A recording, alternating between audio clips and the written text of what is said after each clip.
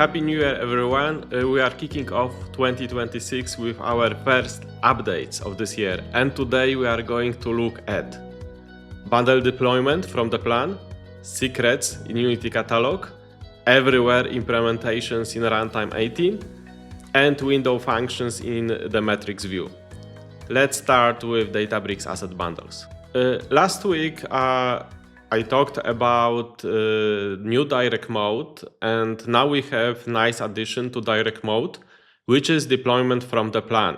So first thing, we can generate plan in JSON file. Actually, that part was possible before, but now it's also possible to deploy that plan. So let's generate that JSON.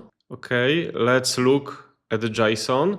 So we have JSON plan, and actually that plan is mentioning that it will create from scratch 3 new resources.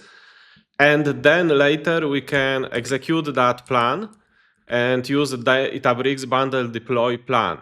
And in that place we are referencing that we'll use that plan in that JSON file. Why does this feature is really important? Because first of all, you can verify what is going to be deployed.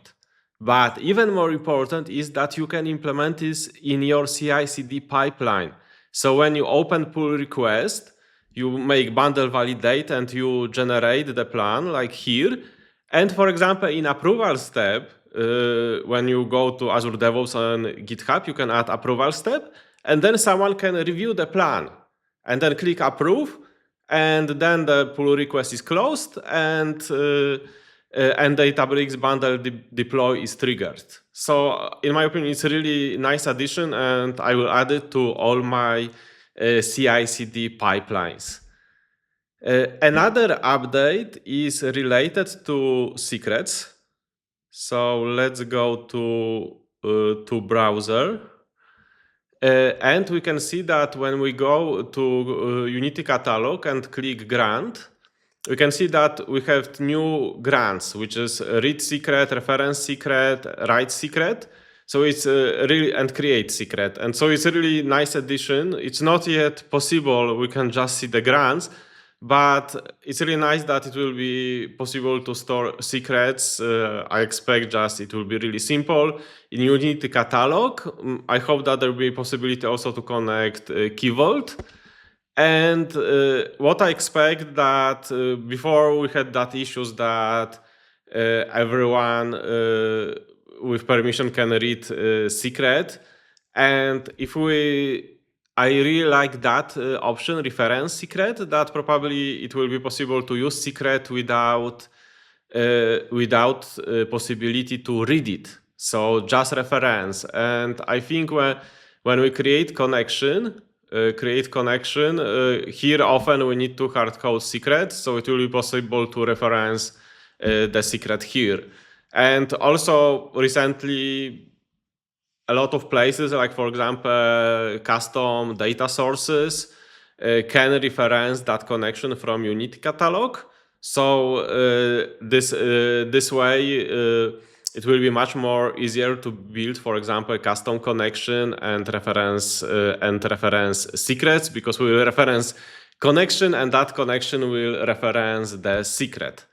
And next updates are related to Runtime 18. I will start a cluster with Runtime 18 and wait a few minutes. So I will pause video and will return once the cluster is up and running. In Runtime 18, Databricks changed mind and implement a few things which were successful everywhere.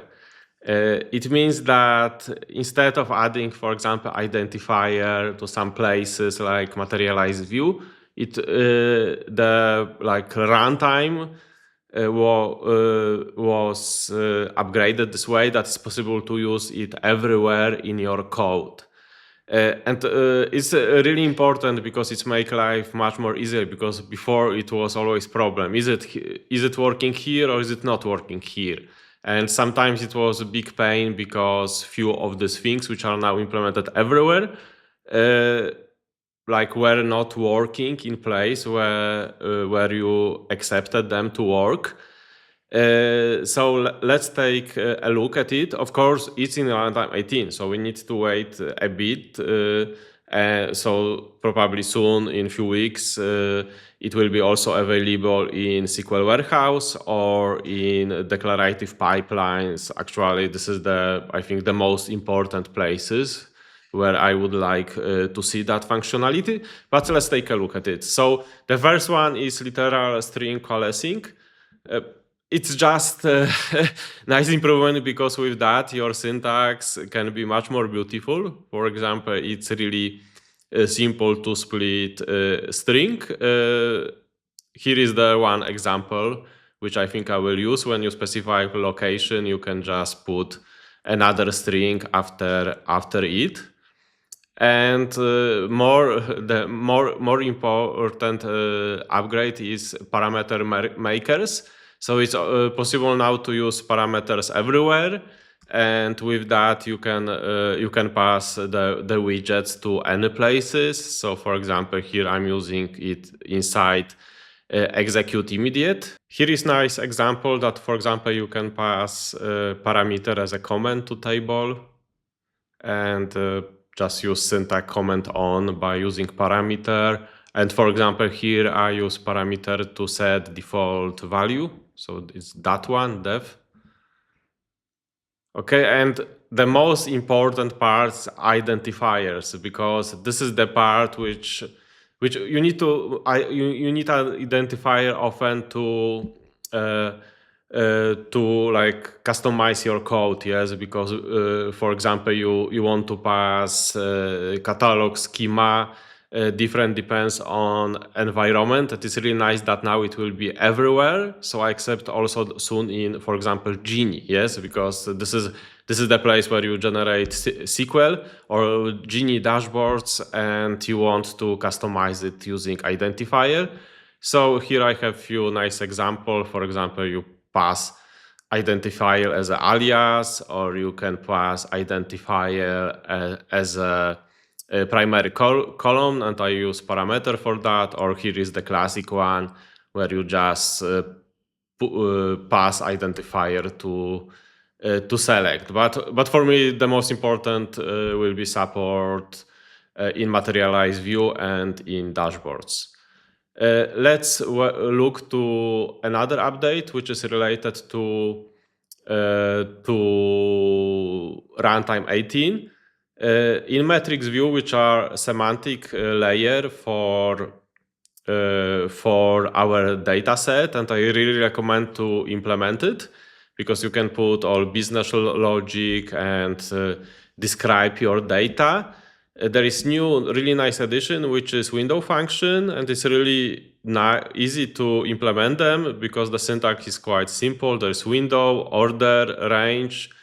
This is the most important parts. And this is something which is really often used in enterprises because they have, for example, moving averages of sales or of moving averages or some other moving sums like cumulative sum of sale for last 14 days. And before you had to implement this in the table. And usually these KPIs are standardized in the enterprises. So now you can add them just as a measure to metrics view, and then later use them just in select. So for example, we have here moving average for last 7 days of the revenue. And we just use that measure, so we don't need to put any complicated logics in our queries. So it's a really nice addition. And the last update is related to something which we know for a long time. SQL scripting is now generally available, so it's ready to use in production. Just as a reminder, SQL scripting brought us few nice improvements. For example, compound statements, which are included in begin and end.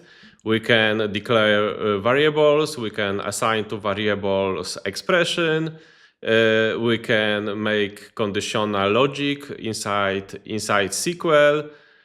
From other examples, for example, there is while loop, as you can see here, or for example, for loop, and there are much more. Everything is explained in SQL documentation. Basically, logic which before you could make only with Python, you can also make with SQL. Especially, it's really useful in some places which are SQL oriented. For example, for dashboards when you define your queries. Yes. And